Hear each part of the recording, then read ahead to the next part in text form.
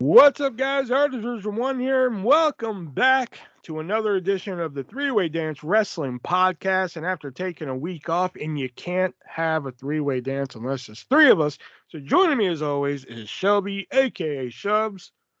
I'm old, I'm tired, and I work with fucking children. Yeah, I'm the biggest child of them all. I don't work with you, I just do this with you. But you said That's you work with fucking dude. children. Not really, I don't get paid. Well, yeah, that's Doesn't true. matter. It's still volunteer. You volunteer your time to Is volunteer entertain work, somebody though? else. Yes, it is. Fuck you. Whoa.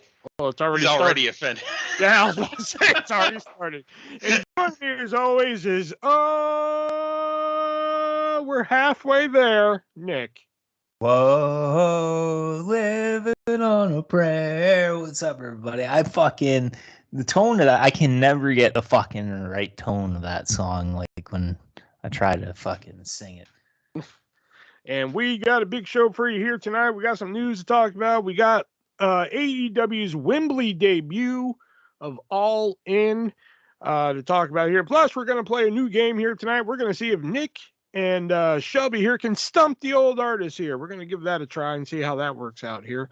And, of course, all your little side segments, Fact of the Week, Today in History, and Fact of the Week, all that good stuff here. Let's talk about the first bit of news here. A couple of returns possibly happening, one definitely happening. Actor strike going on right now. I think we're on day 400 something. Actors and writers strike. Actor and writer, yeah, the double strike there. But John Cena, as we know, took off for Hollywood and everything, and he is returning to SmackDown for 7 weeks. Excited to see John Cena back. I'm curious to see what they're gonna do with him. Yeah. And who they're gonna put him with. Like, because I know it's Superstar Spectacle or Superstar Showdown or whatever the show in India is called. It's gonna be John Cena and Seth Rollins versus Ludwig Kaiser and Giovanni Vinci. So yeah, because they're Indian. Right? But yeah, no, I wonder what they're gonna do with Cena on SmackDown. Like, I mean, I'm curious to see. Anybody, I don't but know Theory. if I'll watch. That's what I was gonna say. Anybody but Theory. There's nothing more you can do. How about John Cena and hear me out, Cameron Grimes? Well, aren't they both baby faces? If you want to get Cameron Grimes over, I mean, maybe.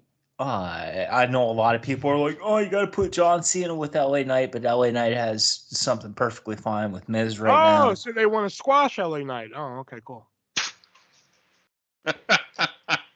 I don't think there's anybody else you can really put Cena against on SmackDown. Karrion Kross, maybe.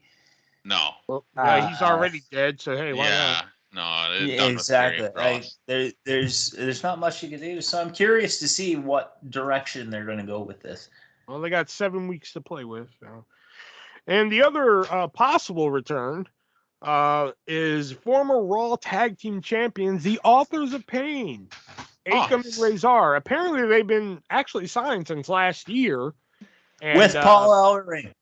Paul Ellering. Yeah, that I didn't know about. Wow. Yes. So if this is true, are you guys excited to see the Authors of Pain back in action? If it's with Paul Ellering and they're badasses again, fuck yeah. Yeah, I mean, I'd say much the same. Definitely if they're badasses again. I don't think they need Paul Ellering, but Paul Ellering does help the case. I'll say if they're badasses again, like, did they become fucking cute? Drake Maverick pissed himself. Yeah. That was the end of the Authors of Pain being legit. Yeah, because even with Drake Maverick dressing up like them, I'm like, okay, I can get behind this. And once he pissed himself, pretty much. That was over. That killed it. That's when it became a joke. Fair enough. All right. Where do I want to go with this one? Okay, let's go here. Returns. 3 big returns, I guess. You can say have been announced. Believe it or not, Impact. Impact is on episode 1000, which God, if you would have told me, I'd be saying that one day. Impact 1000. Like, what Impact the fuck? 1000. Like Raw 1000, yeah, okay, you got me. But fucking Impact 1000, fuck. Anyway, Team 3D are reuniting and going for a match on Impact 1000. But We talked about that previously. You what? I think we talked about that one previously. No, because they just announced it. Really? I could have swore maybe we Just talked about the idea of it. They announced that we talked about the reunion itself, but not that they were going to have a match. I got And the other returns are Gail Kim and Awesome Kong teaming up. Awesome Kong has Raisha Saeed too, man. Yeah. Oh, she's gonna have Raisha Saeed. I didn't hear. Fuck yeah. Yeah. Why are they teaming up? Yes, that is the ultimate question. Okay, hold on a minute. So there's been a 10, I think it's a 10 women tag match announced for that show. So it's gonna be, let me see here. It's gonna be fucking Gail Kim, Awesome Kong, Jordan Grace, and Trinity, plus an undisclosed partner, like a mystery partner, versus Deonna Purrazzo, Savannah Evans, Giselle Shaw, Angelina Love, and a mystery partner. Teams will be accompanied to the ring. Raisha Saeed for like Kong and their team, and Velvet Sky and Jay Vidal for the heels. I think I would have liked it better if fucking Gail Kim just came out and started fucking yelling she wanted a piece of Kong. Kong came out and kicked the shit out of her. Yeah. That or at least Gail leads one team and Kong leads the other. Yeah. You know, like it's I get it. They were both influential to the beginning of the Knockouts division. Probably still had like Awesome Kong was the shit. Probably still had like one of the best women's rivalries in the whole company, really. Yeah, you know, but like that'd be like one day, like if they were still alive, all of a sudden Andre and Hogan started teaming up again. Yeah. You know, or fucking Vince McMahon and Nails. Oh. I was gonna say Rock and Austin, and I guess at points they did, but it would still be weird. Or even Nails and Big Boss Man. I went for the more obscure, but well, okay, I guess. In news that may or may not be a shoot, I'm not for sure yet. I debated about adding this because I'm like it could be storyline, but I'm not for sure. So we'll discuss it anyway. But recently we got a little bit of everything in here except for AEW.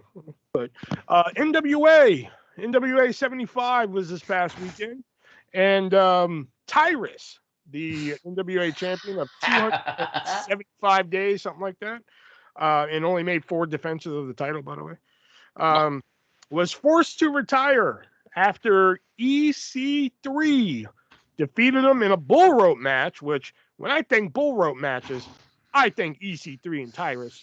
Oh, yeah, 100%.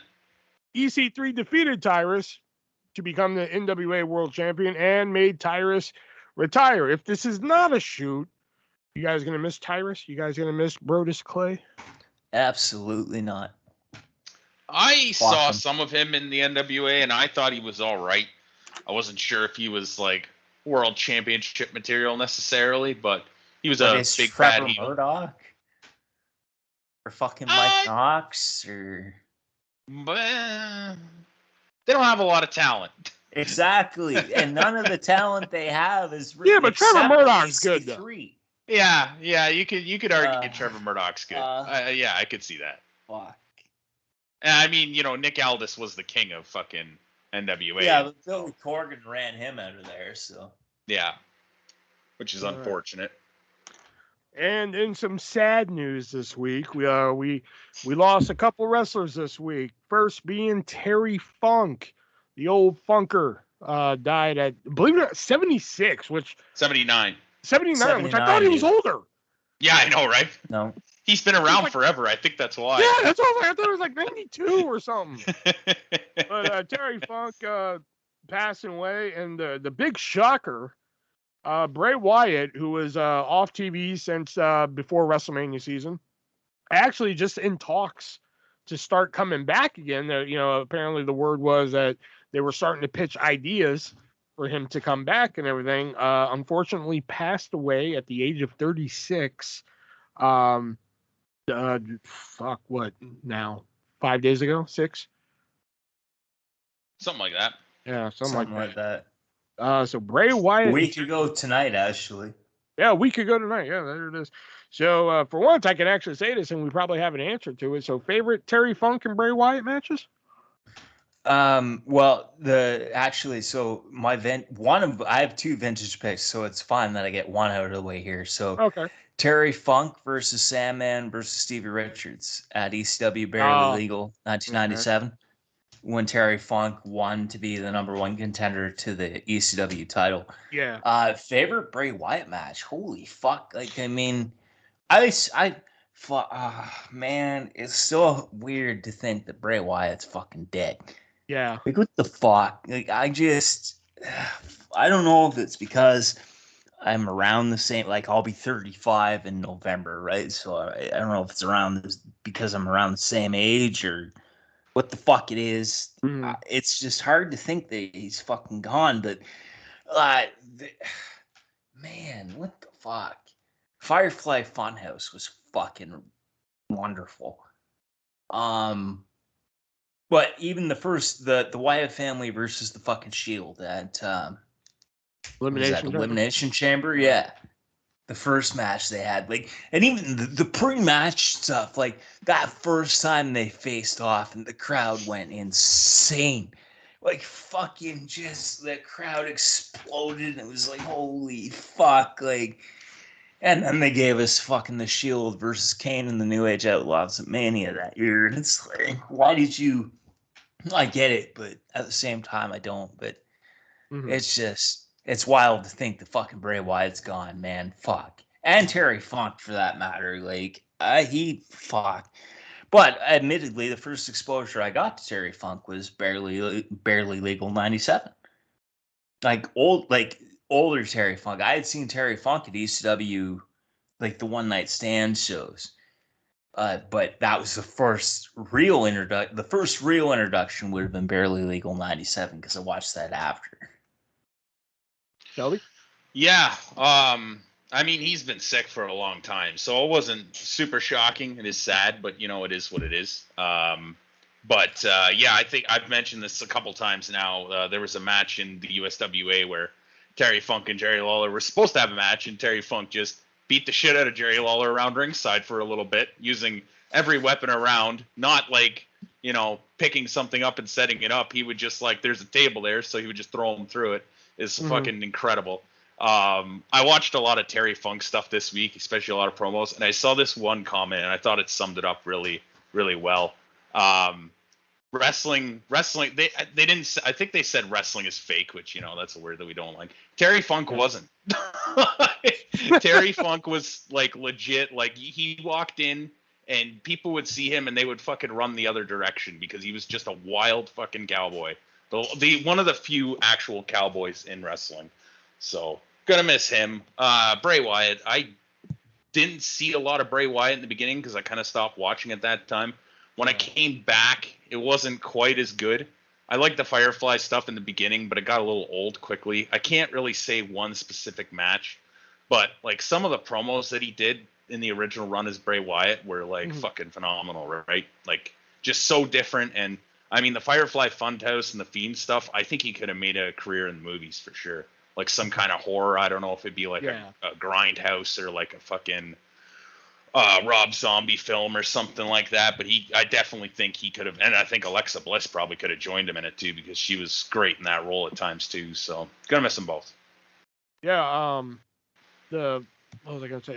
Bray Wyatt's promo style, I kind of like adapted. Like, me and my buddy Justice, we would sometimes go back and forth on Facebook with promos, and, like, I kind of adapted that style that he does, that soft spoken, like, come find me, like, if you see these videos, you can see a lot of Bray Wyatt isms in there.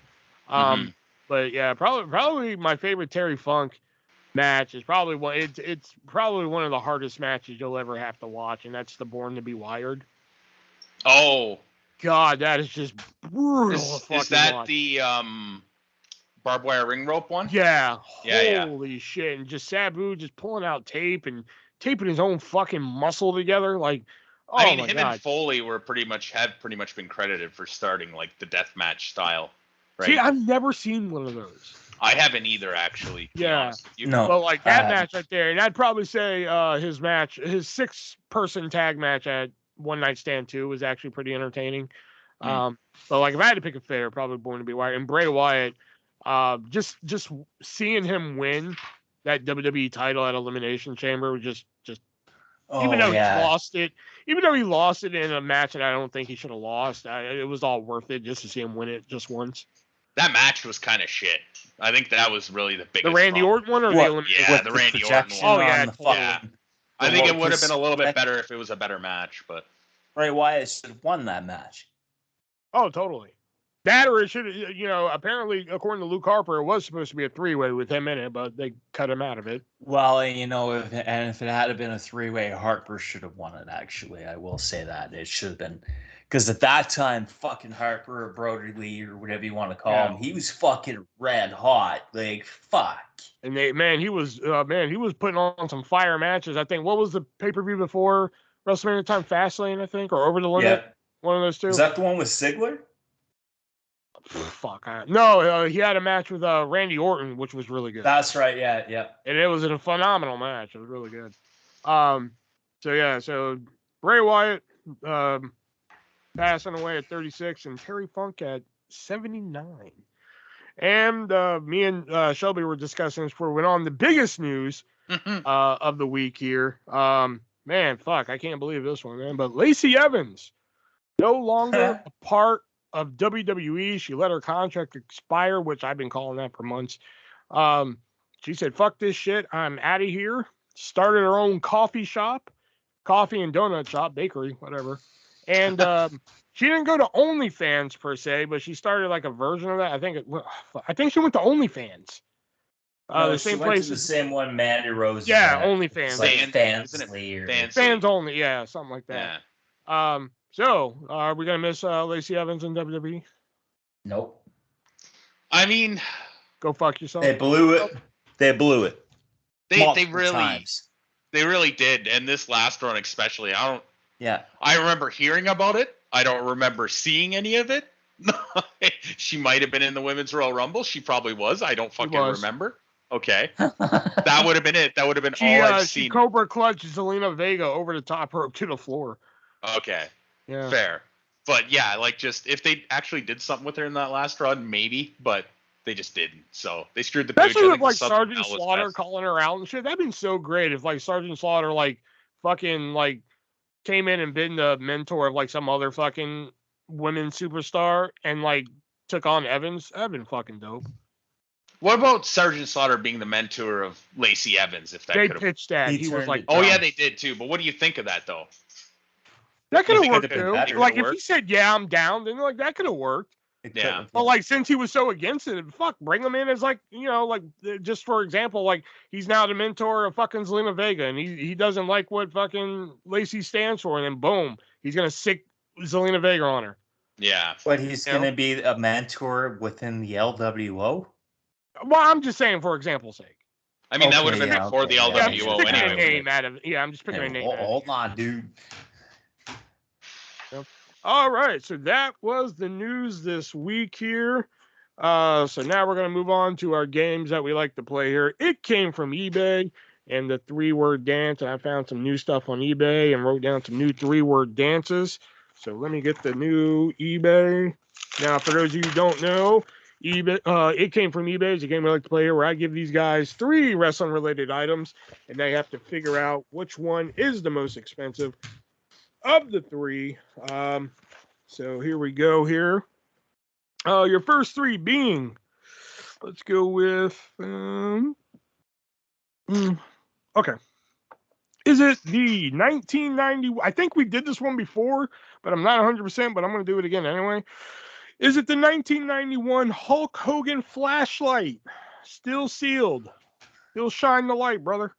I'll protect you from the dark, brother. There you go. It is a sealed Hulk Hogan flashlight, and the button is like a Hulk Hogan flexing, so you just slide it up and down, and it's like a big imprint of Hogan. Yeah. Or Is it the vintage WWF The Rock bowling ball? It is just a bowling ball that you would use at a bowling alley and has the Rock logo on the ball. Don't know the poundage or anything like that. That's fucking cool. Yeah. I used to have a Sting one, but Oh yeah. yeah, I put in it. We had to put some shit in a storage bin, and my sister lost the storage. So, and the last one here, is it a 1999 Stone Cold Steve Austin talking doorbell? This is like one of those little like kid doorbells you put on like your fucking bedroom door, and when you press it, it's like, oh, Marcus ain't here, you son of a bitch, something like that. I'm assuming that's what it would say. I don't know. Right. Because it's a Stone Cold Steve Austin doorbell. So yeah. So which one of these three are going for the highest price on eBay? The bowling ball. I'm going for the bowling ball as well. Points, both of you, because that bowling ball is going for the price of $174.99. I don't know what the retail price of a bowling ball normally is, so I don't know if that's good or not. Well, you're still tied here, so that's good. Your next three here. Is it the 1999 WWF Undertaker landline phone? It is a just a normal landline phone that you plug into the wall and has the Undertaker embossed logo on like the receiver. It's like purple and like the fucking logo is like an even darker purple. Wow. Or is it a set of 5 1999 WWF sealed toothbrushes? And when you think toothbrushes, these are the 5 people I want to think of. It is D-Generation X, Road Dogg, X-Pac, and Deborah and Big Show. Nice. Yeah. I know, right? Yeah, what a collection there. I like how it's DX and then Road Dogg and X-Pac are separate. Yeah. Because they're ironically on the package for the DX one, too. Of course they are. Not even Billy Gunn. Like, they're fucking... Yeah. Or is it a deck of 1991, just one deck, 1991 WWF playing cards featuring the Ultimate Warrior on the cover of the deck? Which one of these three are going for the most expensive price on eBay? So there's the playing cards, toothbrushes, and what's the other one? The 1999 WWF Undertaker landline phone. Oh, yeah. Oh, shit. The toothbrushes. I go with the phone. No points. Wow. You're actually looking for the 1991 WWF playing cards, going for the price. I hope you're sitting down. For $334.94. For a deck of playing cards. To whoever pays that, may God have mercy on your soul. Jesus Christ. Fuck. And the last one here, is it the 1996 WWF Hall of Fame ceremony program? This is the program that's letting you know who's getting inducted into the Hall of Fame this year. Or get ready for this. When I saw this, I was like, this is fucking great. I mean, I know it's a better life now, but when you hear this, fucking get ready. Or is it the 1989 Jake Roberts Say No to Drugs ad? Yeah. Features Jake Roberts holding a snake and it just says "Say no to drugs." Is this like a poster kind of thing? Kind of, yeah. Yeah. Okay. Or is it the where is it at? Where the hell is it? I had It's right there. No, shut up. Or is it the Honky Tonk Man signed Elvis TV guide from August 16th, 1997? Which one of these three are going for the highest price on eBay? Well, fuck, now I forget the other two, you asshole. Okay, the TV guide signed by the Honky Tonk Man with Elvis on the cover, or the 1996 WWF Hall of Fame program, or the 1989 Jake Roberts Say No to Drugs ad. The Jake Roberts Say No to Drugs ad. I swear to fucking God, if this isn't the one this week, I'm going to be pissed. Honky Tonk Man TV guide. No points. Fuck. At least Nick was no points. The last 2 rounds, Nick actually picked the cheapest one. Wow. Fuck. You're actually looking for the 1996 WWF Hall of Fame program going for the price of $144.99. That fucking TV guide's gonna be it one day. Fucking wait. I gave up on that. I know you did. It's not gonna... That's why I'm gonna snipe in for the kill one day, but just hasn't happened yet. I almost forgot about it. I was like, oh, fuck, I gotta throw that TV guide in here. All right, now we're going to move on to another game we like to play here, the 3-word dance, which is a word that we like to play where we give 3 words that may relate to a wrestler. At least that's how the game used to be played. And see if we can make the connection here. So let's go with... okay, let's do this one. The 3 words are tonight, heat, evening. Tonight, heat, evening? Yeah. What the fuck? I'll be right back. I gotta pee. Sorry. I'm already pissing. Gross. Tonight. Pissed You yourself. get used to it. Ew. Tonight, heat, evening. The.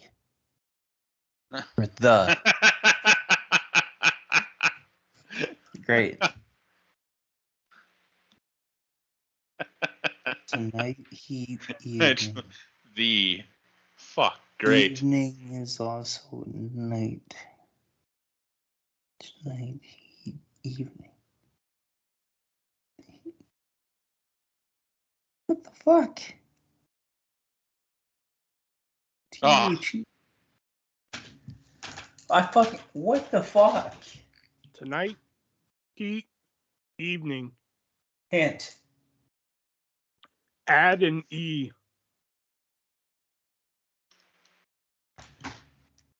What? Your hint is add an E. Heath? What? No. Add an E.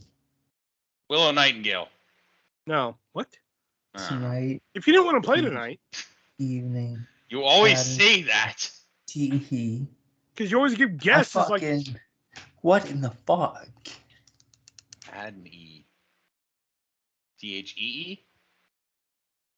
Tee? ETHE? No.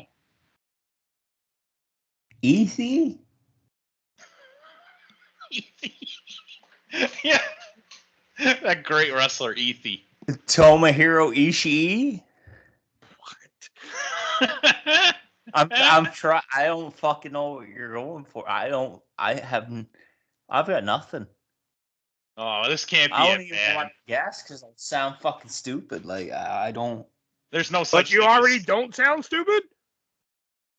Well, most times I don't, so fuck you. Wait, we skipped the segment. No, Did no, we? that comes after. Does it? Yeah. Oh, okay. Give up. You know what? Fuck yeah, I can't concentrate. I give up. Tonight, heat, evening, and add an E. THEE. Ashante the Adonis. Oh, come on. Really? Nick was there when he was like, I was like, ah. Yeah. And then he was like, oh, Yeah, I couldn't come up with Shantae Adonis because shit row I could give a fuck about. But when he said right off the bat, I was like, God damn it. You know, but then he corrected himself. He was like, oh, and I was like, oh, shit. All right. My first 3. Egg. Dairy Funk. Dairy Funk. The last one was going to be dog. What was egg? Egg sucking dog. Oh. Called everybody an egg sucking My dog. eye! My eye! My eye! The other one I was going to use was whore, but because he was always called, your mother's a whore.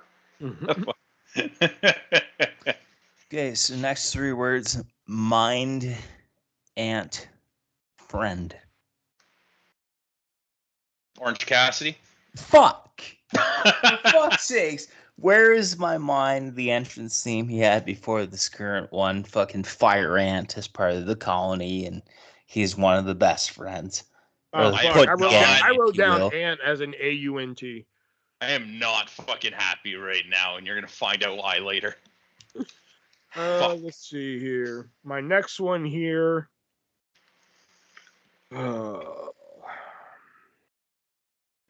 Okay. School, institution, college. Sick boy. What? Chase you. Never mind. Can you be more specific? No. Chase, you, Andre Chase? There you go, Andre Chase. Yeah. Yeah, I couldn't have been School, more institution, college, all words for university. Yeah. All right, my next three. GOAT, defense, football.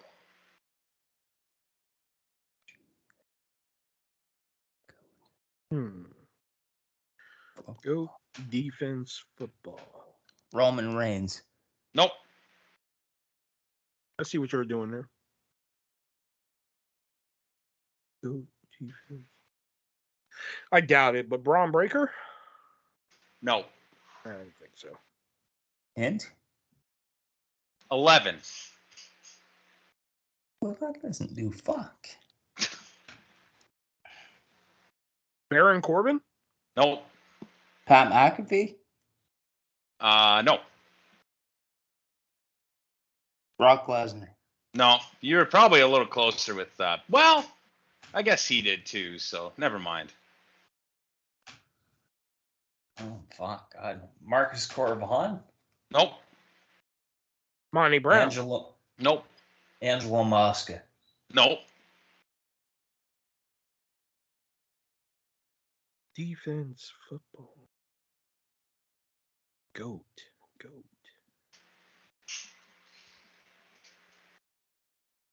Just so it gets out of my head. Daniel Bryan? Nope. Right. I've got nothing. Yeah, you got me. He was the greatest defensive player in football of all time. He wrestled at WrestleMania 11. Lawrence Taylor. Fuck.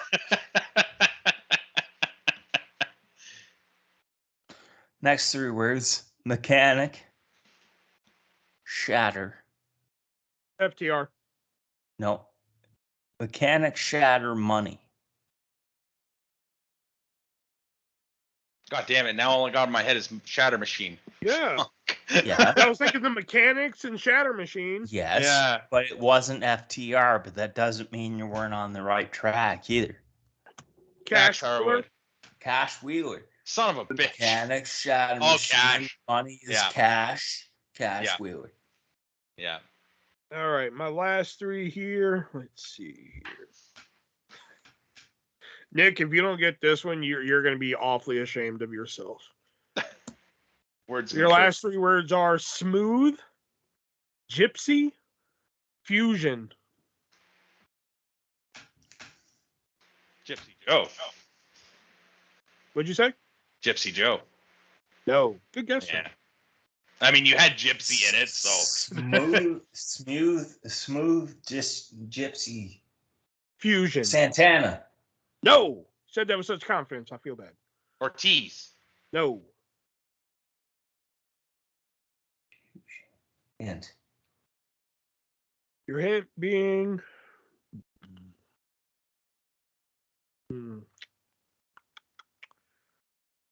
Your hint being contemporary. what the fuck? Randy Savage. No. Smooth.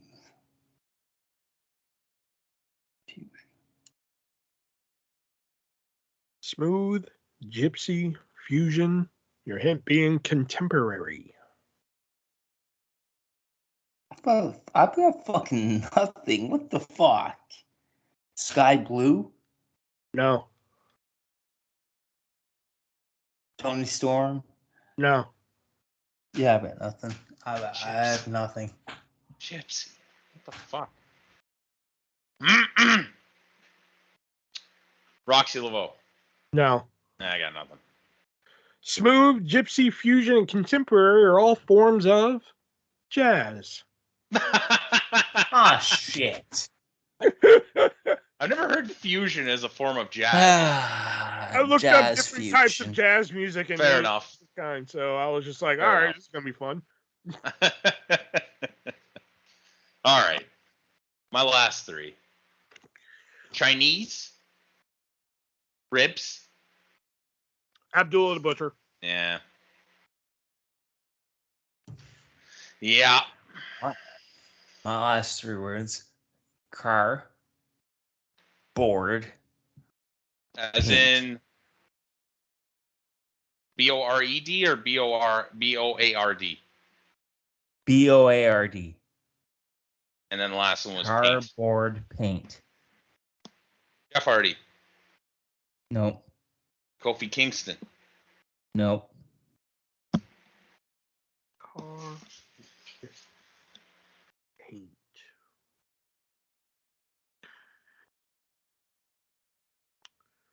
Car. Darby Allin. Fuck. There we Oh, go. You slapped in wow. the car, the skateboard, the face paint. Darby Allin. That was good. That was good. Man, we were on easy mode tonight. Except Yeah, for pretty me. much. I can't believe you got to fucking Andre Chase that quick. I Figured it'd thought take I you a was few. creative. Do what? I thought I was being creative. All right, Cool. so that was It Came From eBay, and that usually leads us into our other segment here, where Nick usually has some things to get off his chest, or in this case, out of his ass. So, Nick, what's up your ass? The booking of the AEW women's division. What the fuck is going on? It's been a problem for a very long time. We're going to talk about it more later with the only women's match at All In. You have the amount of talent that you do, and that's notwithstanding from the fact that you have the amount of male talent that you do, let alone female, and you manage to fuck up the booking this badly. It just doesn't make any sense. Exactly. None of the booking of the women's division makes any sense at Well, all. I mean, I know we'll talk about the match later, but like when they put the title back on Sheeta, I was like, okay, that's a cool little moment. Exactly. You know, she didn't get to have her moment in front of a crowd. Right. You know, so I was like, okay, and then they're gonna go to Wembley. Okay, cool. But then I'm gonna mention what I'm gonna say about Saraya later. But like when they did what they did, I'm just like, okay, couldn't they have just kept the title on Storm then? It would have been better to keep the title on Storm, considering what they did in the match, which we'll talk about. You know? And that's where I'm like, why are you continuing? And not to mention, Saraya can only work one match a month per doctor's orders. So why would I just? What the fuck? Yeah, her return has just not been very good at all.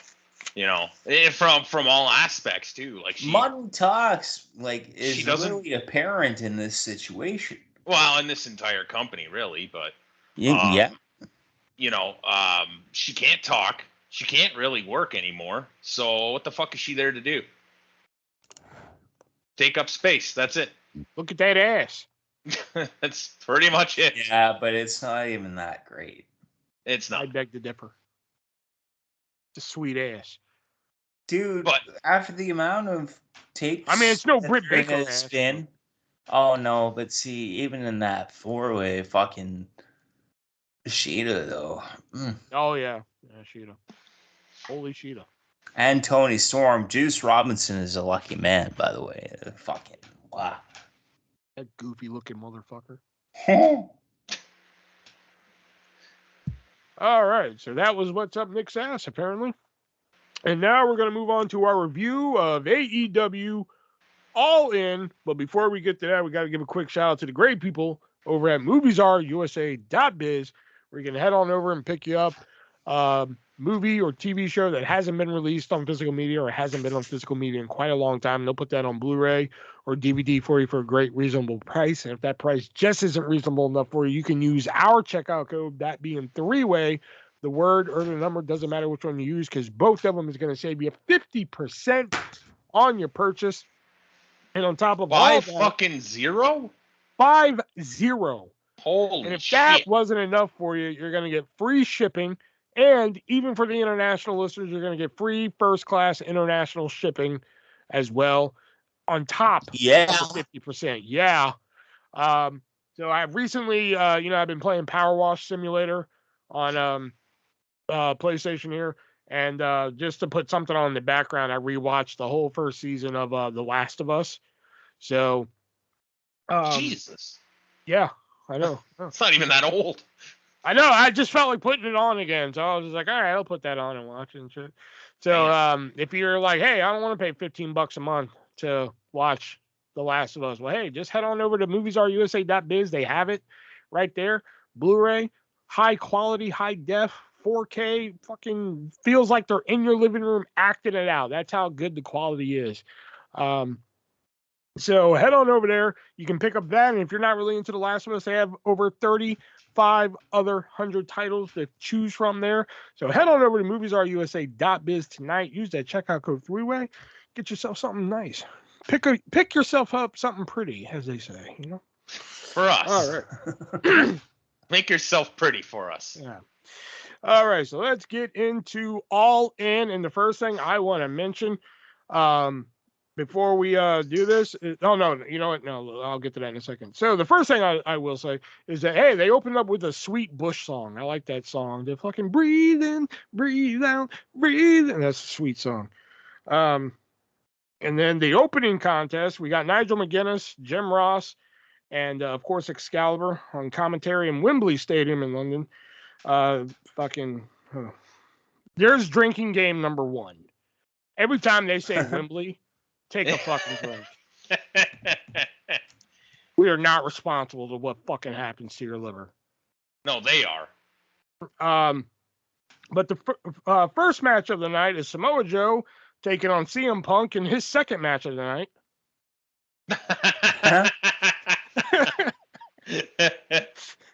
Yeah, pretty much. Nigel McGuinness had a sweet line on commentary. He was just like, Samoa Joe has a sweet tooth for revenge. I was like, tee hee hee hee. You know? Oh yeah, and here's the other drinking game you can play. I didn't either. Here's the other drinking game you can play, because I just wrote down. So, how many people are here? Every time they say 80,000, take a drink. You're dead. Yeah. You're dead by the fucking third match. Yeah. Oh my god. Nice Rana by Punk. Nice swing through the table. Like fucking Punk swung him through the fucking table. I thought that was pretty cool. Or yeah. Didn't Joe swung him through. Sorry. Yeah. He fucking went right through it. Yeah, First opening match, I was like, Jesus. That was sweet though, the way he did it. Yeah. LOL. Cena tribute into the Hogan leg drop. I kind of wish he went full Cena there and did the 5-knuckle shuffle though. Everybody's doing the leg drop. That's what I thought lately. he was going to do. Yeah. Everybody's doing the leg drop lately. Do something a little bit different, but he got him. Nice to see the Pepsi plunge. Yeah. He wasn't allowed to do that in WWE because it was too pedigree. So it was nice to see that. One thing I found weird, I don't get it. It just, when he came out, fucking people singing, when Punk came out, people singing the song and fucking, yay, Punk! The bell rings, fuck you! Yeah. Fuck you, Punk! The match ends, his music plays, yay, Punk! I didn't, what the fuck? There was people throughout the match who were cheering for him, but the boos were definitely louder. Yeah, exactly. I think part of it is people like to sing along to songs these days, and people appreciated the match that they put on.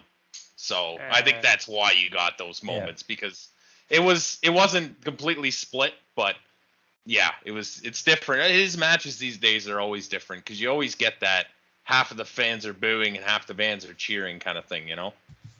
Yeah, but it was just like, we're gonna boo him, and then like the music plays at the end when he won, and we're like, yay! I'm fucking pick a side, man. Yeah. You know, flip flopping. Overall, this is the opening match. It's supposed to get you hot and everything, and to me, it didn't really make it hot. It was more lukewarm. It wasn't cold. It was lukewarm. It was a decent opener. 3 stars. Mm-hmm. Yeah, for me it was 2.5. Same kind of thing. It was lukewarm. It wasn't like what should get me hyped. The Hogan stuff was great, but otherwise it was like, Yeah, I mean, it was good. I do think their collision match for the Owen Hart Cup was better. The back and forth babyface thing really throws things off for timing and like who you're supposed to be cheering for, who you're supposed to be booing for. But he kind of makes it work for the most part. He does do some heelish things in his match when he's getting booed, so it kind of works. And I think Punk going over was the right call. 3 out of 5. Mm-hmm. See, I had you pegged as like this is one of the best matches for you. Honestly, that is one of the highest ratings I gave to this whole fucking pay-per-view. Oh fuck, that's not yeah. I gave more matches this rating, but this is like the highest rating I gave. All right. Next up, we have the Golden Elite. Hangman Adam Page, Kenny Omega, and Kota Ibushi taking on Takeshita and BC Gold, or Bullet Club Gold. Sorry, I said it how I wrote it. Yeah. You know, Don Callis is doing like his little thing, and they're calling it the Callis family. Why not the Callis Collection? That does sound better, actually. Yeah. I think he's doing it in like a ode to the old school kind of thing, but Callis Collection does sound good. Yeah. Tony Khan, call me. Oh yeah, they low bridged Ibushi, and Ibushi just looked right at that low bridge and just sailed right on over. Oh, see, Shelby, the ref is counting them in the ring. Not very much. He was at the beginning. I will give you towards the end of the match when shit got wild. The ref was just like, eh. But at the beginning, he was counting them. Fair. When I wrote that note. At the end, it kind of went off the rails. But except for when the heels were like fucking trying to tell him that the baby faces were cheating and he was just completely ignoring it. But anyways. Great elbow by Takeshita. Oh my God. He flew off the ropes and hit that elbow. It was fucking beauty, man.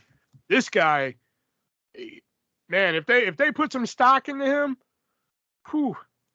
He is good. I will give him that. I will give you that. He hit that fucking flying elbow, and it was just, oh, God, it was immaculate. Nice Sambo suplex by Jay White. Nice Blue Thunder Bomb. The Blue Thunder Bomb by Takeshita.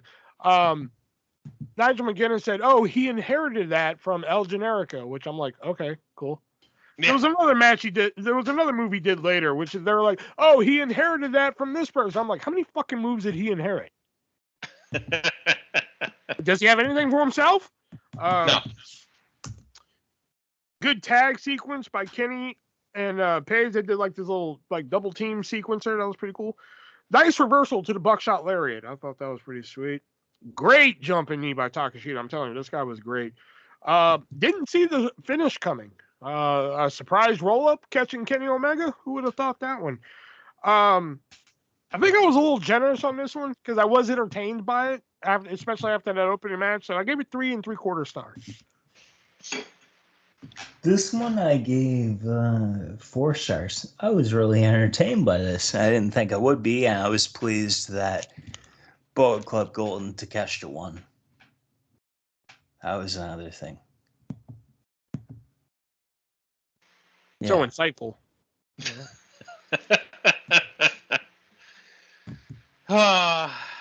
They just what did you think, Shelby? I was waiting for the cue.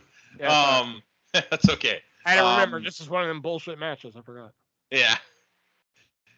Honestly, it was nothing in comparison to some of the others, but they just can't help themselves but fuck up an inner workings of a tag match. There were multiple times where the baby faces are cheating and acting like heels, and the heels never do anything heelish. It was fucking awful. So many times there's like 3 guys in the ring, and the ref's just standing there like, I don't know what to do. I don't know what to do. Fucking shove your goddamn thumb up your ass or something. I don't fucking know. I gave it a 2. Yeah, but that would pleasure them. Wait a minute. Why did you give it a 2? I'm curious. You know what? you know what? Fuck it. I'm giving it a 1. Just because you asked. Why the 1? Wow. Okay, fuck it. It's a 0. I'm just curious why you're giving it that grade. Because what did you like that gave it a 2? That's why I'm changing it now. Because I don't remember liking anything. I don't remember liking anything. I mean, I do like Take a Shit or Takeshita or whatever the fuck. I did that. Takeshka. Yeah, that's it. Takeshka. Yeah. I do think that he's a good heel, but like the rest of it, I don't like trios matches. I can't stand them. All right, how about we settle at 1 star for Takeshka? No, I gave it a 0. Oh man. All right, coming up next here, it is the Young Bucks challenging for the AEW Tag Team titles against Fear the Revolver. There we go. Which there was a sign in the audience that said that. Hey, yeah. The Glock Wheeler. Yeah. And then the Bucks came out. No Kansas. I'm sad. And anybody notice that there was just 2 random trash cans in the aisleway? Yeah, I was kind of curious what was going on with those, and then they never came into play in any of the matches, as far as I'm aware. Maybe in the next match, but I don't know. Yeah. Nice corkscrew by Matt there. Great super kick to Dax to prevent the hot tag. That was cool. Like, Dax was going for the fucking hot tag, and then, like, I forgot which buck it was because I don't know. All white people look the same. I don't know. But then he was going for the hot tag, and then bam, he hit the super kick on Cash, I believe, knocking him off the apron, preventing the tag. Oh, I love that. Nice German suplex, Northern Lights exchange. That was pretty cool. And of course, Nick hitting that face buster moonsault combo. That was good. Hell of a spear by the through the ropes there. I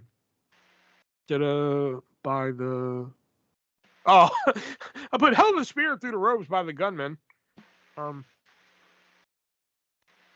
gunman? Yeah. Okay. And like the Bucks were standing behind Dax, and Dax just knew it was coming.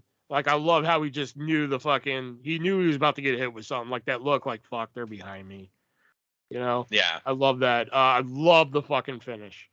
Loved it. This match was spectacular. I had low expectations, believe it or not, going into this match. You know, I don't know why, but I did. And I ended up fucking loving this match. 5.5 stars. 4.5 stars for the same reasons I loved the finish. I didn't expect FTR to win. The Shatter Machine, like, it was Shatter Machine, BTE trigger, Cash kicked out of the Bucks, and then Shatter Machine. That finish, 4.5 stars. What did you think, Shelby? I'm somewhat surprised that FTR got the win here, but I got to give it to the Bucks for sure, because I do think that they were the right winner, and maybe that's just my bias. Probably Tony Khan feared the revolver. Maybe the Bucks did too. Who knows? Which is funny. We didn't mention that in the fucking news cycle. Okay, Dax and Cash, Bucks are going over tonight. You guys are going over tonight. You know. Match was decent, but not anything amazing. Very modern style. Not FTR's best. Maybe the Bucks' best. I don't know. I gave it a 3 out of 5. I think the problem for me was because it was FTR and because this is the third match. I went in with high expectations and it just didn't live up to it. So, you had that FTR Briscoe dream and it didn't come true. Yeah, pretty much. Yeah. Okay. Fair enough. Coming up next is a match that I kind of have a problem with, believe it or not. Stadium Stampede. Fuck. Fucking Blackpool Combat Club, Santana Ortiz returning to take on Best Friends, Penta Obscuro, and Eddie Kingston. Fuck. When the fuck did we start calling him Mike Santana, by the way? Just now. Okay. Nice somersault plancha by Sexy Chucky T. Of course Mox is bleeding already. Yep. I saw that he was bleeding. I'm like, didn't this just start? He probably fucking... Like, can you at least wait a few minutes before this happens? Eventually, he's going to be doing it on the way to the ring. He's going to bash his head off like a fucking post or something. And start... Yeah.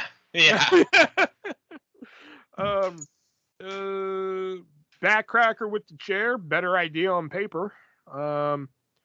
That sight of the skewers in the head. Whew. Man. Hey. Yeah. It was around this time where I was like, me and Shelby were talking about this before we went on, but like, listen, the Stadium Stampede thing was born in the pandemic. And they had 2 of them during the pandemic where it was pretty much a free for all. in an empty arena, and where they could have editing, shit like that, which is how we got the chair room with Sean Spears and like Chris Jericho in the Jaguars coaching room and et cetera, et cetera. I don't think it works here. This was more anarchy in the arena. Exactly. I mean, like, if they had like a place where they could, like, if they had like an outside place to go to where it was empty and then all 10 guys could fight. Well, like the last one they did, right, was technically they had fans there, but they did it in the stadium where there wasn't fans, right? And then they kind of came to the ring. Like, that was the last Stadium Stampede. Yeah. That was the one with the chairs and all that shit. Yeah. Yeah. Yeah. So I just think this worked better if it was like a pre-recorded match. Maybe they played it. I know it's Wembley and they probably wouldn't have liked the pre-recorded fucking match watching it on the screen, but I just think this would have worked better in that, Anyway, Brainbuster on the chair, that was sick. Sick bump by Trent on that ladder and the power bomb, and Trent's a fucking bump machine in this fucking match. Did Ortiz and Trent kiss? Like, there was a moment where, like, he grabs fucking Trent. It looked like he fucking straight up kissed him. At one point, Eddie Kingston walked out, like, saved the day. Totally fucking forgot he was in the match. I had this at 4.25 star, but because I just think this idea works better when there's like nobody there, I'm downgrading it to a 4 because I did like a lot of the spots in there and shit. Because I know Shelby hates the bonkersness and shit like that, but like brain busters on chairs and skewers to the head, that can be fucking fun sometimes and shit. Like for me anyway. So 4 stars for me. I gave this 3.5. Mainly because I loved the appearance of Trent's mom, Sue. It's Sue! The one thing, though, I will say about Sue's appearance is that she was like that vehicle was an Americanized vehicle, whereas in England, that steering wheel should have been the other side of. Yeah, but it had a British license plate. Who fucking cares? It doesn't matter. But I'm saying, like, it was an American car with a British license plate. So you're right. The steering wheel should have been on the other side. Whatever. So are you saying they fucking shipped this car over there just to do 3.5? It was kind of a ridiculous match. And I will say this. What makes it okay for OC to use glass, like real glass, but Jack Perry can't? That wasn't real glass. It was candied glass. Really? I'm sure of it. Okay. Fine then. 3.5. Whatever. What did you think, Shelby? Can we just skip to your 0 now? Sure. If you're okay with that. Then. Well, hold on, dude. All right, fine. Equal parts stupid, embarrassing, and pointless. Outlaw mud show to the core. I'm done. 0 out of 5. Oh, okay. Wow. I kind of expected that one, so I'm not even going to argue for that one. And like I said, yeah, I think the match would have worked better if there was nobody there. Or like if they did it like in a separate area where there was nobody there and shit. I will agree with that to a point. Yeah. Next up, it is a fatal 4-way for the AEW Women's Championship. Hikaru Shida, Saraya, Toni Storm, and Dr. Britt Baker, DMD. And first things first, Britt Baker, lose the chaps. Look terrible. Saraya's mom held Shida at ringside, and Toni Storm went to hit her and hit Saraya's mom instead, and Saraya's mom sold that punch like death. Mm-hmm. I thought she was fucking dead after that fucking punch hit her. She's an old woman. She got back up, nice stomp went in the PTO. That submission, Paige had that submission on, and then fucking Britt Baker hit the stomp. I thought that was pretty good. Good finish. I gave it 3 stars, but that's only because if this match happened anywhere else but Wembley, I didn't even say anywhere but England. this match happened anywhere but England, this was a subpar match, 2 stars. Yeah. But because it was in England and, Paige, first title winning since coming back from injury and such like that, and she got to share this moment with her family. And if you ever saw the documentary that they did on Paige where she had to call her parents and tell them that she couldn't wrestle anymore, it's a fucking heartbreaking moment. Like they're like, even if they do the surgery, I can't wrestle anymore. It's a heartbreaking moment to fucking watch. So seeing this moment, just ups it to 3 stars for me. Just getting the title and getting to celebrate with her family in England and shit. It's the only reason I'm giving it 3 stars. The match itself, anywhere else, 2. But just for the moment, 3 stars.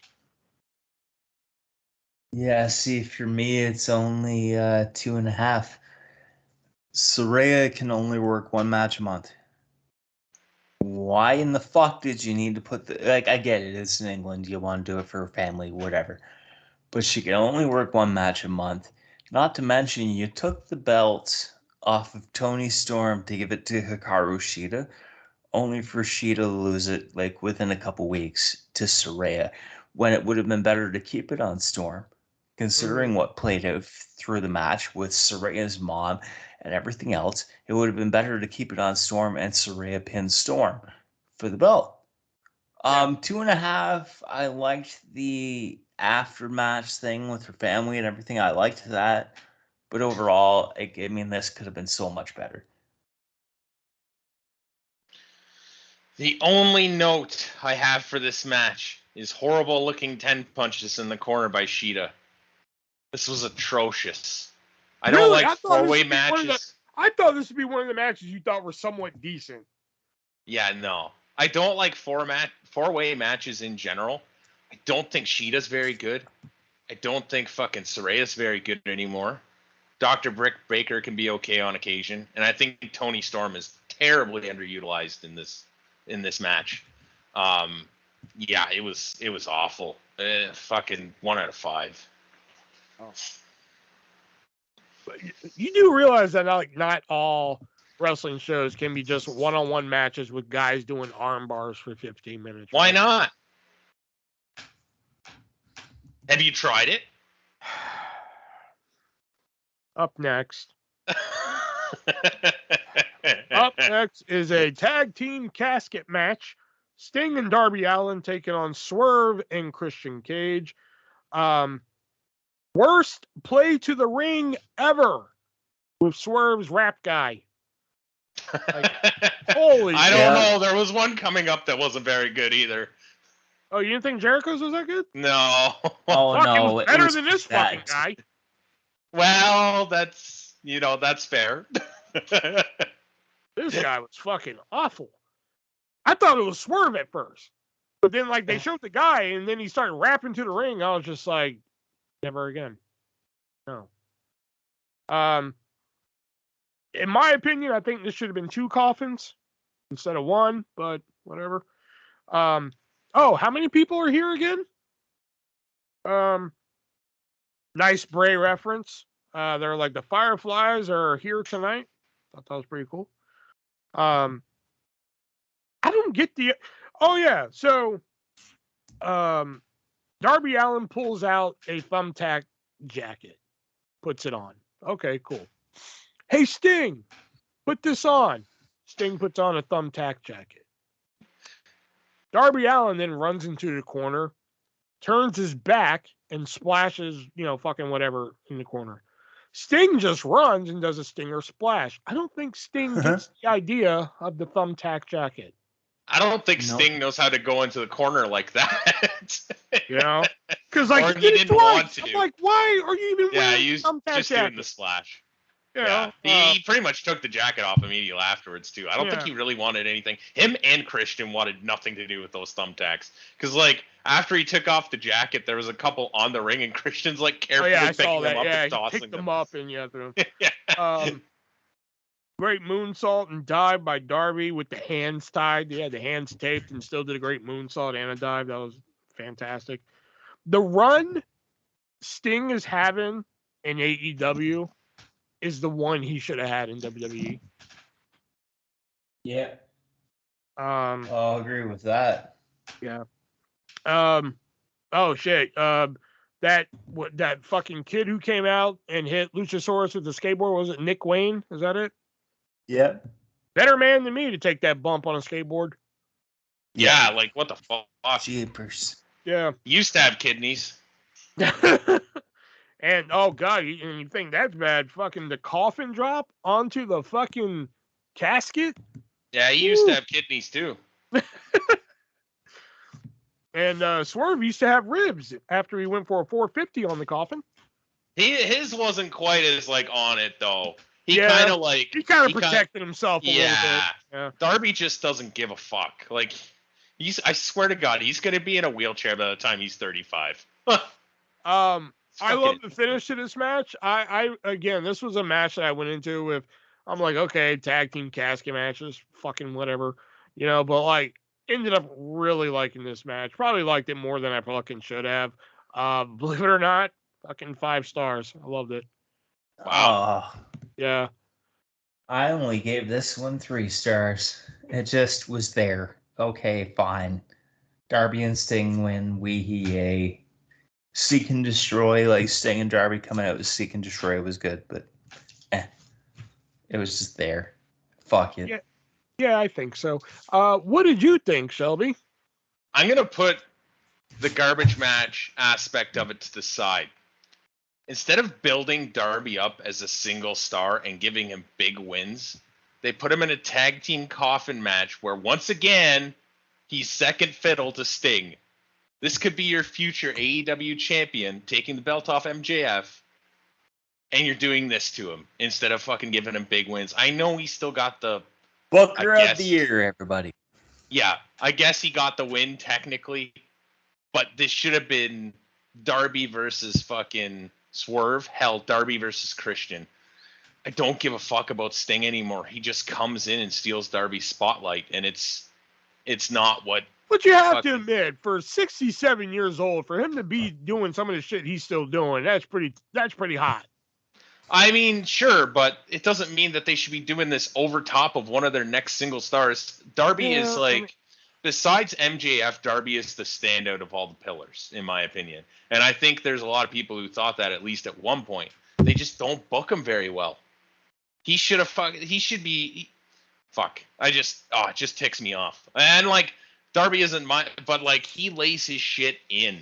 He makes it look real. That's the thing I always liked about Darby Allin. And he's a hell of a babyface. He can, fight from underneath and look good while he's doing it too, right? So I don't know. I feel bad for Darby. I gave this a 1 out of 5. Oh. Okay. Coming up next, Chris Jericho taking on the Aerial Assassin. Apparently, they just started throwing that nickname around. Will Ospreay. And fuck, can they pick one goddamn commentary team, please? Like, okay, Jim Ross, okay, and then they switch Gotta up. get everybody on the show, brother. But yeah, okay, I can understand switching out Jim Ross to Tony Schiavone. Okay, fine, cool. But then they switch them out again for Taz. Like, fuck, pick one goddamn team. I don't mind that idea, actually. Jim Ross didn't realize that Freddie Mercury wasn't dead.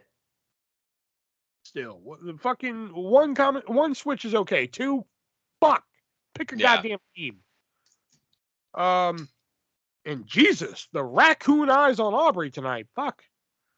The hair looked good, but the raccoon eyes, fuck. Nice sky twister by Ospreay. Hell of a German on the apron. Holy fuck. Hell of a reversal to the Stormbreaker. Os Cutter from the announcers were just like, Os Cutter from Jericho, and I was like, Os Cutter from Jericho. You sure about that? And I love that Stormbreaker move. I think that's a pretty sweet finish. But this is one of those matches where, like, how old is Will Ospreay? What is he, like mid-20s, late 20s? Somewhere probably close there. to 30. Something like that. And Jericho's like, what? 45. Something like that. Somewhere close to 50. This was a match that I think really exposed Jericho in a sense that I'm just like, you can't keep up with the youngins anymore, dude. Yeah, Jericho. There was a couple moments in there where, like, he was trying to do some fast shit with Ospreay and he just wasn't there. I can't think of the specifics right now. Like if I were watching it right now, I could point them out. But there was like at least 2 or 3 moments in there where I'm just like, oh, dude, come on, man. It was definitely clunky at points. Clunky, yeah, would be a good word for it. Yeah. So for that reason, if Jericho hit those spots like spot on, this has been like 4.5 stars for me because it was actually pretty entertaining. But because it had 3 3/4 stars, I give this 4.5 stars mainly because Ospreay carried this match and carried it even when he probably shouldn't have been able to. Yes, Jericho is slow compared to Ospreay, but they really kept this up. The sequence at the end when Ospreay hit the Stormbreaker, Jericho kicked out, he had a hidden blade, and then another Stormbreaker. Ospreay, like there were elements of this match where Ospreay really shined, and that's why I give it the 4.5. Not so much because of the match itself, but because Ospreay carried Jericho, which does suck because it's Jericho, but that's just the way it falls, man. I don't know that anybody was like clamoring for this match either. I know they've never wrestled before, but too, yeah. Just it wasn't bad. It was a very modern type match, focusing on high spots, and like I said, at times it felt clunky. I don't know who's supposed to be the heel here because Jericho comes out doing the Freddie Mercury thing, and the fans are all getting into it, and then fucking he's singing his shittily singing his way to the ring. Yeah. And then he's got Sammy there, who again is playing second fiddle to a veteran. And he shouldn't be. I thought the fucking Jericho and his apps broke up. All of them except for Sammy. Sammy said he wouldn't leave him. Oh. Well, Sammy's the one that should leave it. He's the only one that really needed to leave him. Yeah, you know what? I think I gave it a fairly generous 3 out of 5. Oh. All right. And the next up here, the Trios Championships are on the line as the House of Black defend against the Acclaimed, and not Daddy Ass, but Badass Billy Gunn, which that's my first question right there. And that is, as Daddy Ass, he was more over in fucking 20 years than he was as fucking Badass Billy Gunn, the one Billy Gunn, gay Billy. Why the fuck did he want to fucking... Well, I mean, like, fuck. I mean, call it what it is. Like, why did he want to fucking switch, or why did they want to switch? Whoever made the fucking decision, why did they want to switch him back to Badass Billy Gunn? I don't. What was he really different here? Yeah, they're like they didn't do the scissor me daddy ass until the end and shit. Well, so they still did it. I know, but like still, they tried to make it seem like it was a different Billy Gunn. But it didn't. I didn't believe it was for a second. It's the same Billy Gunn we've been seeing for like the past year. I don't know. It's just the fact that, but like the last few months, they would introduce him as, they didn't introduce him. Ass. But here they're like, badass. Tonight the Acclaimed and Badass Billy Gunn. I know, but that's not the same. That's just being called something different. Just because you're called something different doesn't mean you are different. Still, whatever. All right. Great dive by Buddy there, and a great dive by King. And fucking they did the scissor me timber to Julia Hart, and Taz said, "Oh, right in the yam bag," and then Excalibur said something about the yam bag. I think Excalibur said what, and he's like, "Yeah, the opposite of what men have," or something to that effect. And it was like, "What?" Yeah. But then Excalibur said something about the yam bag, and Taz was just like, "I got a trademark on that." Huh. I thought that was funny. And goddamn, Brody King eating that guardrail. Holy shit. Yeah. And then eating the chair afterwards. God damn. I did like the hat trick of Famousers they did on, I think it was Malachi, I think. I don't know, somebody. This was a dynamite match. But it was still decent to watch. I gave it 3.5. I gave it 3.5 as well. There were points of this match where I popped hard, like the triple Famouser, fucking the spot with Bowens with the scissor me timbers to Julia Hart, the where my notes are all fucked up again. Even the end too, when like Billy hit the famouser, then it was the arrival, and then the mic drop, and then there was the triple cover, and it was just like they managed to pull out the win, and then Bowen's scissors, MJF's dad, that was cool too. Yeah, 3.5. What did you think, Shelby? I might be a little unfair to this match. I think at this point during the show, I was dejected, and I really just wanted to have it over with because I really didn't give a fuck. And hearing another Outlaw Mud Show match coming up just didn't really do it for me. The Acclaimed won the belts. That's cool, I guess. 1 out of 5. Okay. And coming up next is the main event to the biggest. Oh no, wait! Before the main event, I'm sorry. Or no, before the trios match. I'm sorry. We get the official attendance count, which is 81,000. Take a drink. Oh wow! Yeah. I didn't know that. I know, right? They only told us 15,000 times during the goddamn. I don't remember hearing it. Yeah. But the main event, MJF defending the AEW World Title against his tag team partner and now co-champion, because on the pre-show they won the ROH tag team titles. Fuck. Or 0 Hour, sorry. Yeah, same difference. Yeah, when did it become the 0 Hour? Didn't it used to be called the Buy-In? Yeah, it's the 0 hour since Tony bought ROH. Oh, okay. LOL, thumb in the eye after the sportsmanship. Sportsmanship, thumb in the eye. Great. I like the arm wringer into the corner by MJF. That was pretty cool. Nice dive by MJF. I like how he landed on his feet. Oh yeah, how is MJF not dead after that suplex on the stairs? And oh god, with that 10 count spot, I see why Shelby doesn't like them. Yeah. Nice running destroyer by Cole, and then after that, I just stopped taking notes. I thought after that it was just a subpar match. It was par for the course. I think they were just going through the motions to get to that ending, by which I mean hug it out and fucking all that bullshit. 3 stars. But yeah, that 10 count spot, I'm like, he's fucking dead. That's it. And then at 9, he fucking jolts back. I did think it was going to go to a count out at that point because it was very last second. Yeah, and then once he jumped back in the ring, I was like, that's why. Which, how stupid is Adam Cole to let that go to a count out? That is true too. What the fuck? But anyways, we'll get to my. Yeah, I saw that and I was just like, that's why Shelby hates these. Sometimes they're pretty interesting and cool. Yeah, sometimes they work. Like Cody did the one at SummerSlam. That one worked. Or when they're right by the ring. If they're right by the ring and struggling to get up and then fucking 9 and they're pulling themselves up and then jump in at 10, that's when they make it interesting. But he was dead to rights. Well, and I don't want to cut you off any further, Nick, but there's that one famous one I remember. I don't know what the match was, but it was John Cena. He's halfway up the aisle. And at the count of 9, he jumps up and goes into a fucking dead sprint to the ring. And then goes in as just dead when he gets into the ring. I'm like, that's fucking. It's the same thing, right? That's fucking bullshit. Yeah. So that was one of the few times where I'm like, all right, I get it. Yeah. All right, go ahead, Nick.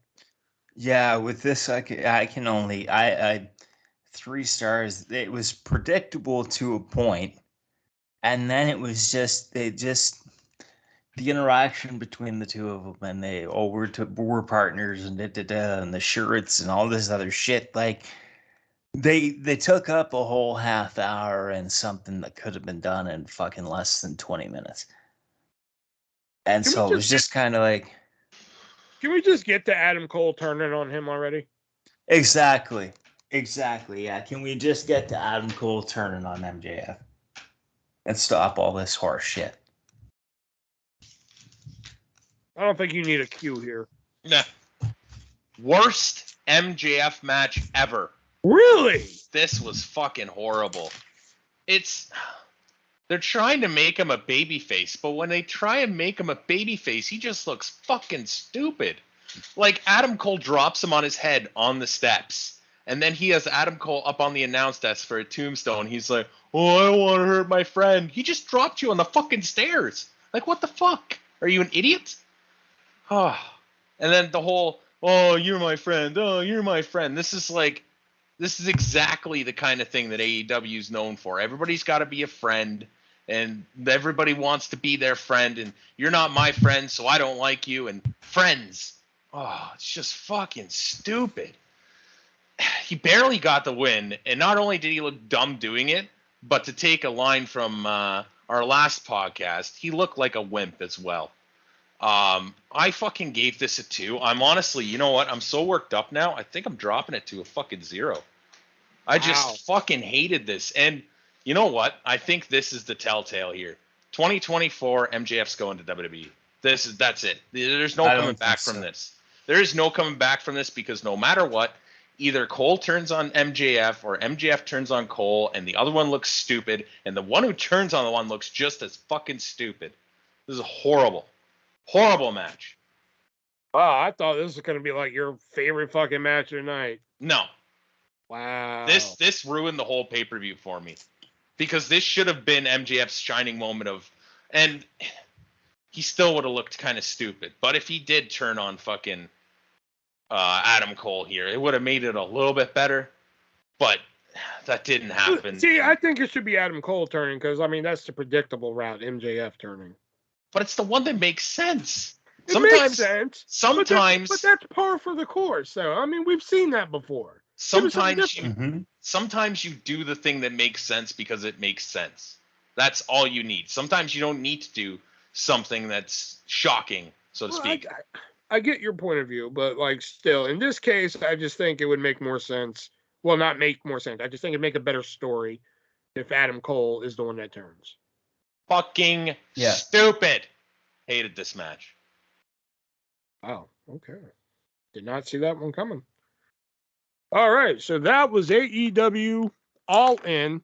So on a scale of 1 to 10, what's our final grade for All In? I'll give it a 7. I'm knocking it down from a 3 to a fucking 2 for that goddamn finish. Damn. I'm gonna go 7 too because there were a couple great matches on here I really liked. So because I liked the tag team match, the tag team casket match, and the tag team title match. I thought they were both really entertaining matches. Plus, there was a couple of mid matches in there. There, Jericho and fucking Ospreay, and the trios title match. They were pretty good too. So I was mildly entertained.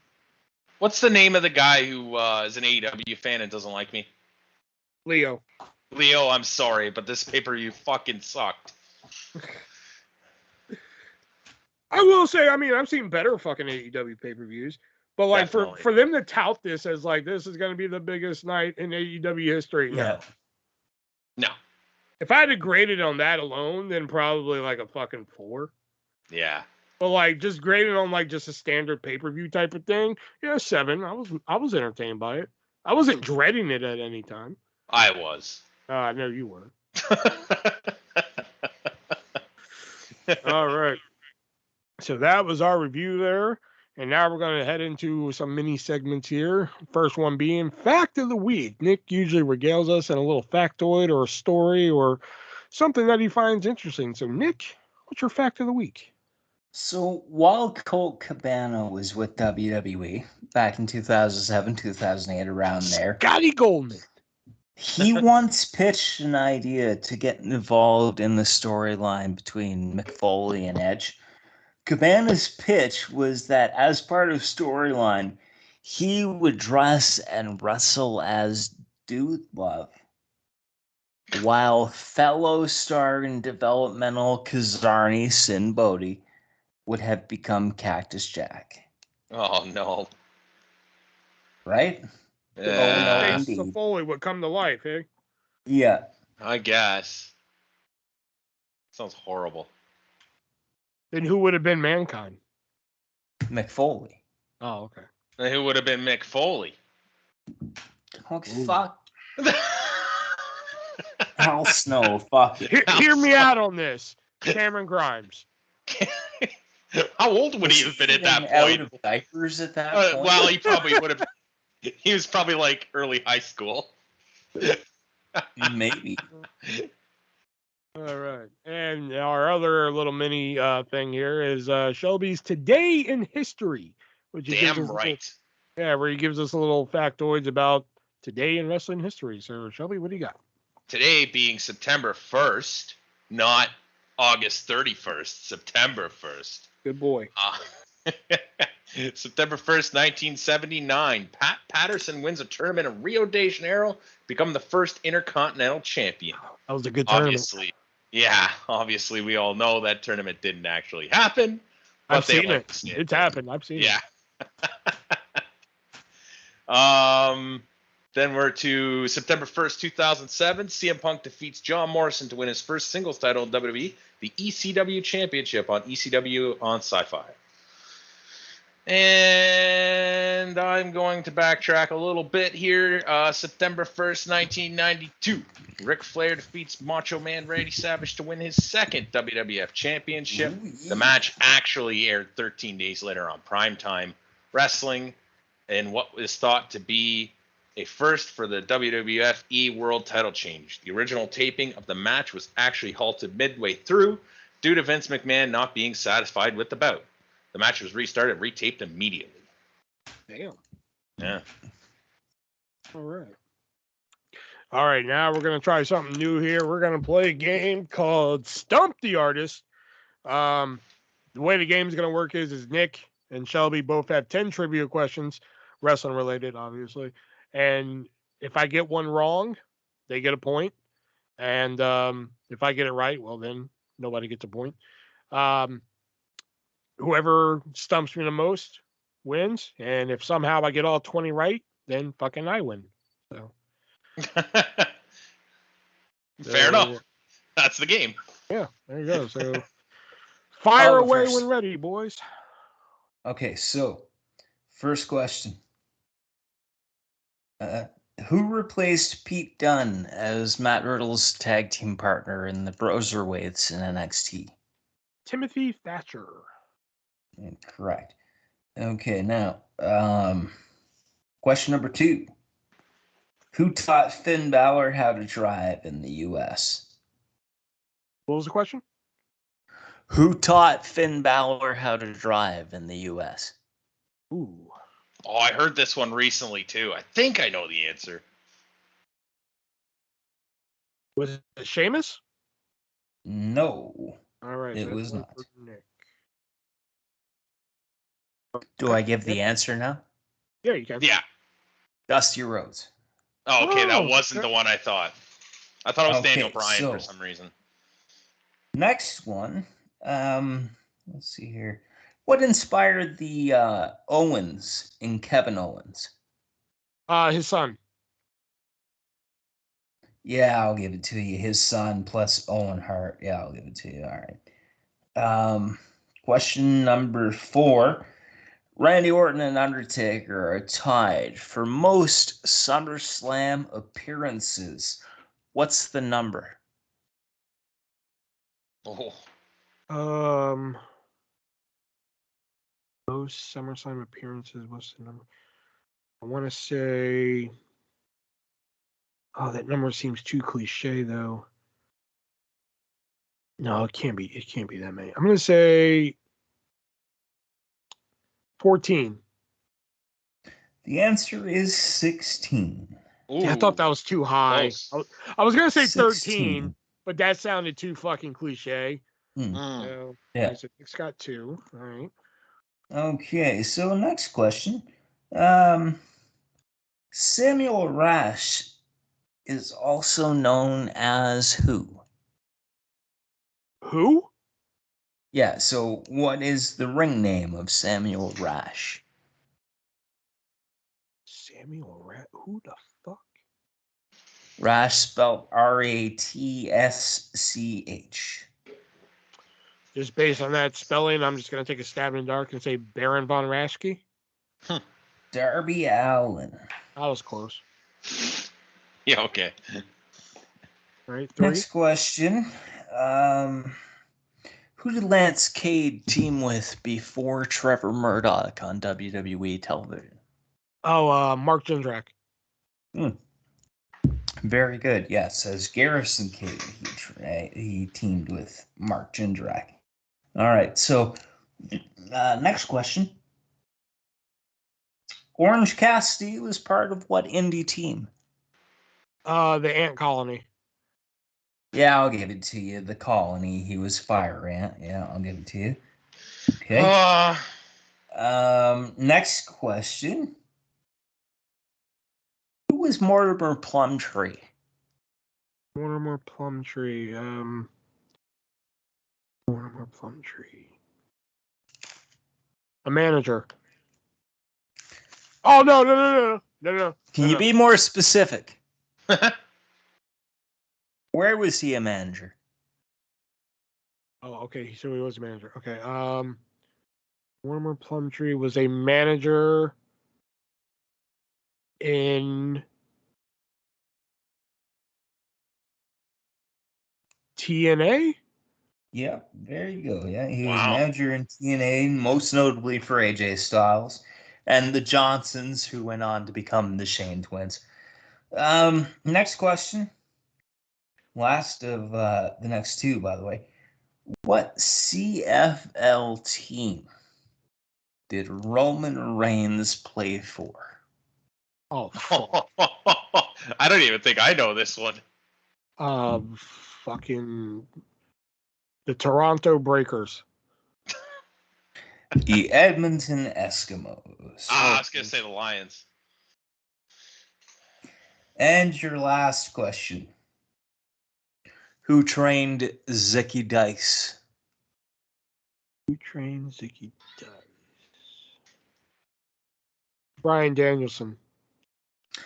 Seth freaking Rollins All trained Zicky Dice. All right, so you got me 5 times. Oh, Shelby? you're gonna have a gimme in this list, and I'm fucking pissed. But all right, question number 1.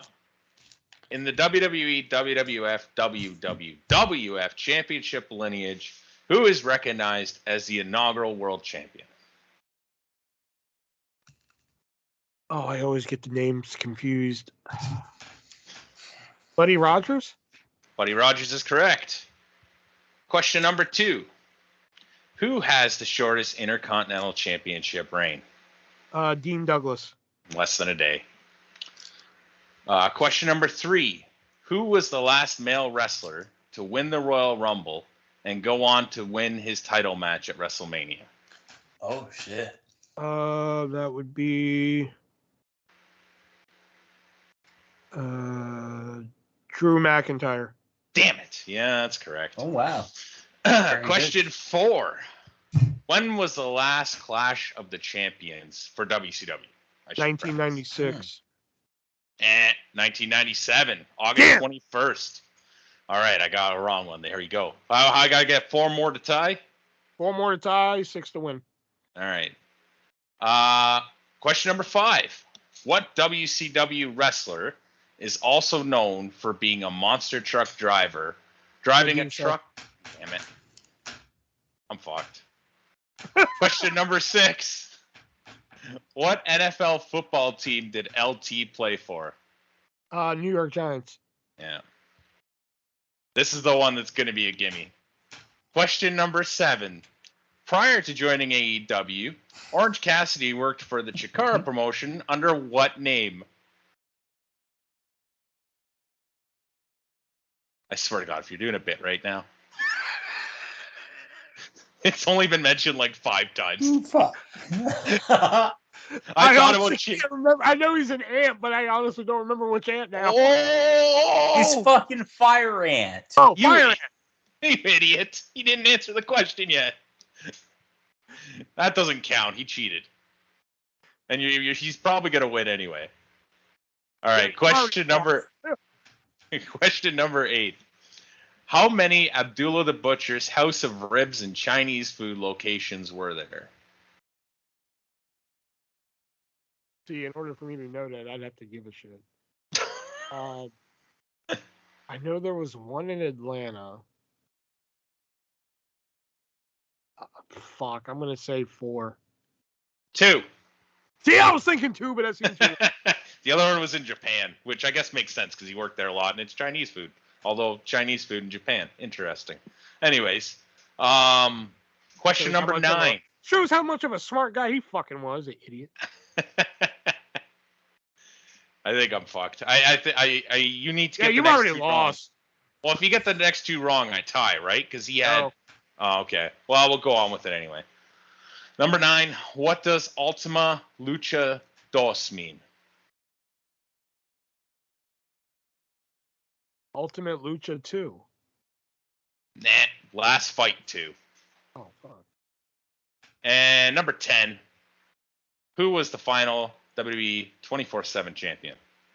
Oh, Nikki shit. Cross. Nah. No. That's right, because she threw it past the garbage can. Yeah. So the final score, Nick stumped me 5 times, and Shelby got me 3 times. Yeah. I'll take it. Should have made the questions a little harder. Nick's were kind of hard there, shit. Yeah. Man. What CFL team did fucking Roman? Goddamn! Like on August 17th, what did Roman Reigns have for breakfast? Fuck. So yeah, that was a new game. Stump the artist there. What do you guys think of that? I like it. Okay. I could see doing it again next week. Okay. Yeah. You just want another shot at it. That's all. I do. Yeah, that's exactly why. It's a double episode next week, motherfucker. Oh yeah, so no game next week. Yeah. Oh yeah, true. Yeah. Fuck. Week after. Yeah. Yeah. Next week we are doing a super show. We are reviewing both Payback and All Out. Much to the chagrin of Shelby, but the All Out card is shit, by the way. I know there's only like 2 matches on there. Really good shit out. It's gonna be interesting because it's in Chicago too. Look one in of the eyes, what do you see? No sign of Jack Perry. Isn't CM Punk suspended too? Yeah. Yeah, so neither of them are gonna be there. But like one of the matches I'm excited for, if fucking Orange Cassidy loses that fucking title to Moxley, I'm gonna be pissed. I am too. That'd be fucking hilarious. God. And like I want to see Statlander versus Soho. I almost said Riot for some reason. I don't know why. Ruby Riot, dude. I know, but still, she hasn't been Ruby Riot. Oh God, Samoa Joe versus Shane Taylor, really? Yeah. God, I fucking hate Shane Taylor. Why? What did he do to you? Is it because he's black?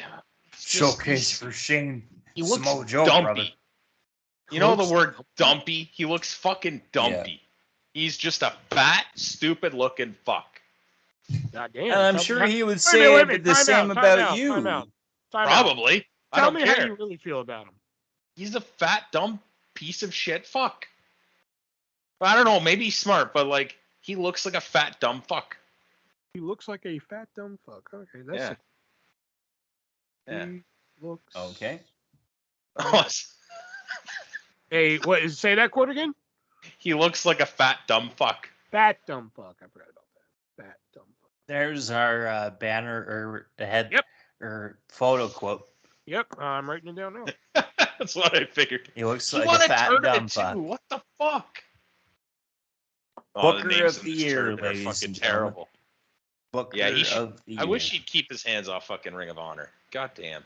But he bought Ring He of Honor. owns that shit. I know, but like somebody else should be booking it. What, like us?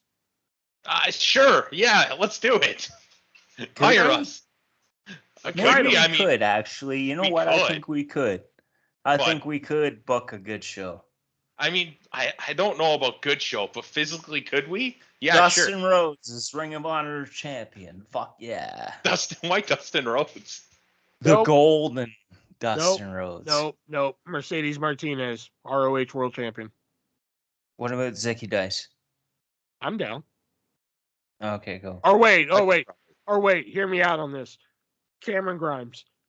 No. No, I think I got better. Freshly squeezed Orange Cassidy, Ring of Honor World Champion. No. Orange Cassicles. No. Who? Orange Cassicles.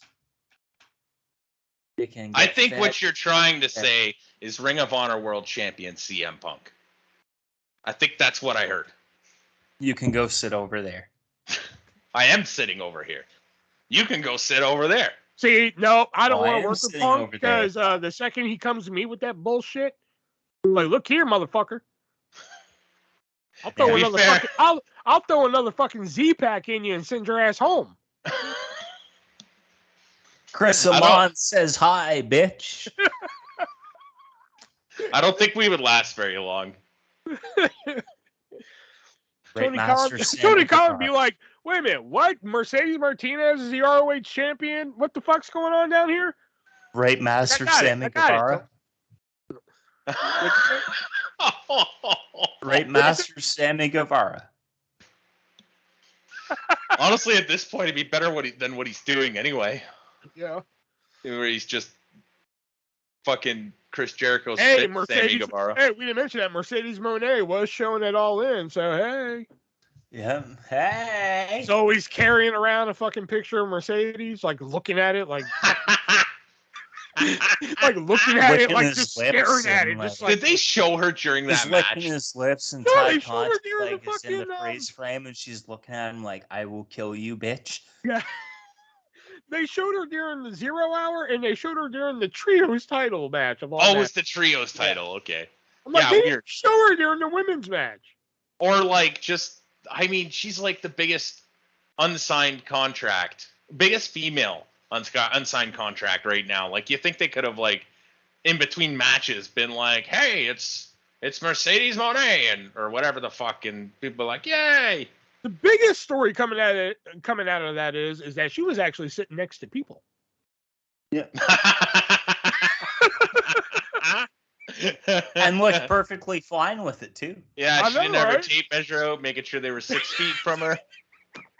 What a fucking Oh, tape you're measure. not wearing a mask. I need to be in the royal box. Oh my god. All right. Now we're gonna move on to our vintage pick of the week. Which Oh yeah, this isn't over yet. Yeah, we're not done yet. The vintage pick of the week, which is usually a fucking promo, a show, fucking something wrestling related. We think you guys should go out and seek and look up. So, Shelby, what's your vintage pick of the week?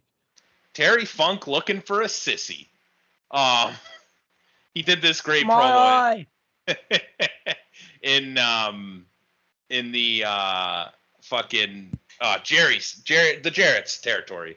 I wanted to say Mid-South. It's not fucking Mid-South. Anyways, where Jerry Lawler brings him out, they had been feuding at the time, but Jerry Lawler wanted his help to fight off some other guys, and he starts talking about how he's looking for a sissy, and it actually involves him pretty much ripping Jim Cornette's pants off, so it's pretty entertaining.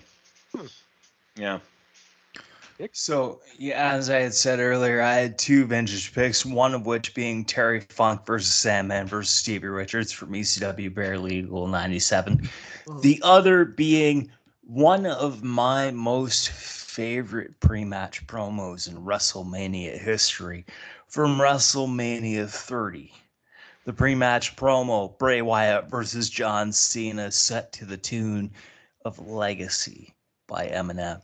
I fucking love that promo package so fucking much. I fucking love it so much. I've watched it I don't know how many times since the news of Wyndham Rotunda's passing. I just, man, well, even when I listen to that song, just the song Legacy by Eminem, I hear like, you're like a prize horse, John. He races and he wins and he wins and the people, they just cheer for him. Your time is up, John. Like, I fucking, oh, man. I can't stand that Eminem album, though. Marshall Mathers LP2. The album itself isn't What? great. Fucking dog shit. There's some of it that's good, some of it not so Dude, good. I'm not a big rap fan or anything, but like, even I fucking got to put some respect on that fucking album. This is when he started going downhill to me. Fucking That's his Relapse second was album! great. No, it's not. No. The Marshall Mathers LP? Not the LP2. The Marshall Mathers LP2 Oh, was two. Yeah. much further past his second album. Yeah. Yeah, I that didn't was... hear I didn't hear the two. That's why I'm just Yeah. like, what? Yeah. Atrocious. My vintage pick of the week, Shelby hates when I do this, but it's actually from 6 days ago. You but gave me the actual- shit one time for doing one that was like 3 weeks old. That's why. But it's actually the tribute video they made for Bray Wyatt. Oh man.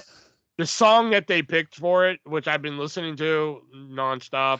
It's What called, song is? Send me that. Send it to the group. yeah, it's 'cause actually fuck, called Ever Known by a band called Need to Breathe. Fucking phenomenal song. And like the quotes that they put in there from Bray, which I'm actually going to steal one of the quotes, which is I'm the color red in a world of black and white, which I'm like, that's fucking genius. Why didn't I ever think of that? But yeah, it's a great tribute video. I mean, fortunately, we had to, fucking watch him die to get it. But Well, we didn't actually watch him die. well, you know what I mean. But we heard about it. Yeah, but it's a great little tribute video to him. And rumor has it that Bobby Roode is actually the one who produced that video. Wow. Yeah, that's the rumor I heard. So yeah. So yeah, if you haven't seen that tribute video to him, I highly suggest going out and checking it out. But if you want like one that's actually vintage, I've actually always been a fan of the Firefly Funhouse match that he had with Cena at the COVID WrestleMania, at COVID Mania. We're really glad that you're our friends, and this is a friendship that'll never ever end. I mean, if you ever wanted to see, do. if you ever just wanted to see like a quote unquote wrestling match, like on fucking just heroin, it's this match. It's quite spectacle. Yeah, John Cena and the NWO, him fucking on Saturday night's main event, fucking Bray Wyatt, the puppets, like fucking, it's an acid trip. That's a better word for it. If you've ever wanted to see a wrestling match, if you ever wanted to see like a wrestling match equivalent to an acid trip, I think it's this match right here. I did kind of think that the Undertaker's Last Ride was better though. It was in a match. Yeah, it was for match wise. Yeah, but like just Bray Wyatt wise, I'm saying this when I hear it, it's just fucking bizarre to watch. Titus O'Neil's reaction after it just said it all. Like, I don't know what that was, but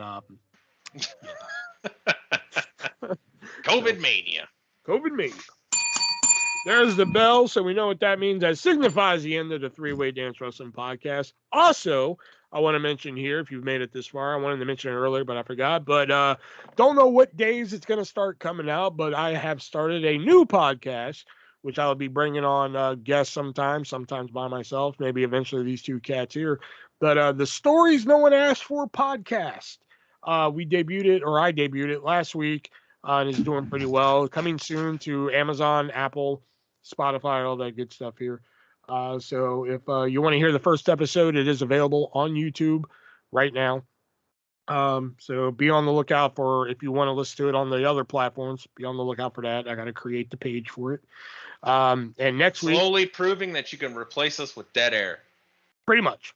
No, but there's not a lot of dead air in this. But I just mean only when I take a drink is there dead air, because like I had to keep going. I had to keep fucking going in this. So yeah, if you want to hear about the bonkers ass relationship I had with my last girlfriend, check out Stories No One Asked For the podcast, which is titled off of my one and only book that I actually wrote.